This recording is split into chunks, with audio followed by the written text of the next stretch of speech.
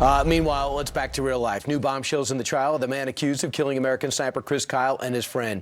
Eddie Ray Root told officers, quote, "I knew if I did not take his soul, he was going to take mine. I had to kill a man today. If it wasn't a want to, it was a need to." Today, the jury could hear Ruth's entire 50-minute videotape confession as the key witness who recorded it is expected to testify.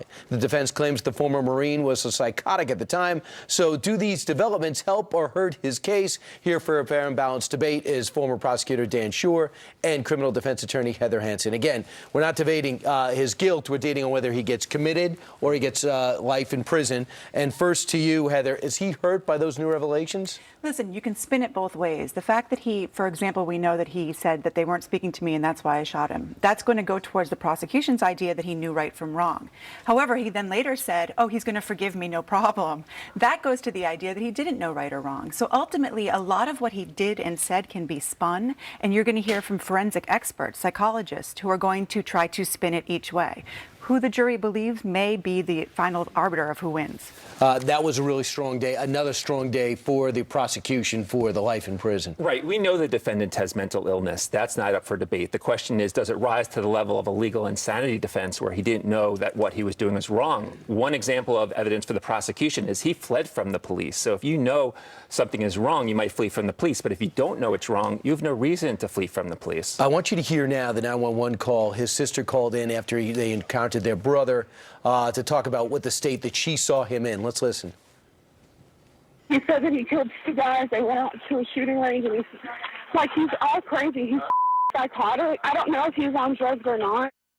Doesn't know if he was on drugs or not. He was bragging about the car he had and not almost mentioning as an aside the people he killed. Right. The thing that's going to be interesting, Brian, is when the defense puts on their case. I think you're going to see almost a case against the VA, because he had been admitted to the VA at least 3 times, had been discharged on a number. Much to the mother's chagrin, by the way. That's right. She begged for them to keep him. And this is the Dallas VA, which has been called one of the worst in the nation. And you know what's gone on with the VAs. So I think you're going to hear a lot about the medications he was put on. It wasn't just PTSD medications. You're talking about antipsychotics, medications with really severe side effects that increase aggression. So we'll hear a lot about that next week. Well, even if that is all true and the VA's at fault, does it hurt the case to give life in prison?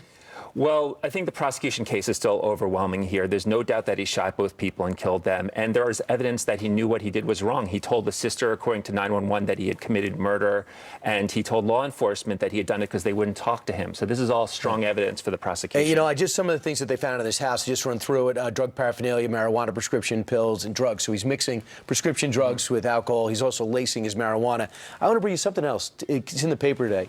Taya Kyle, the wife of Chris, said to the scriptwriter, take out the part where Chris is killed.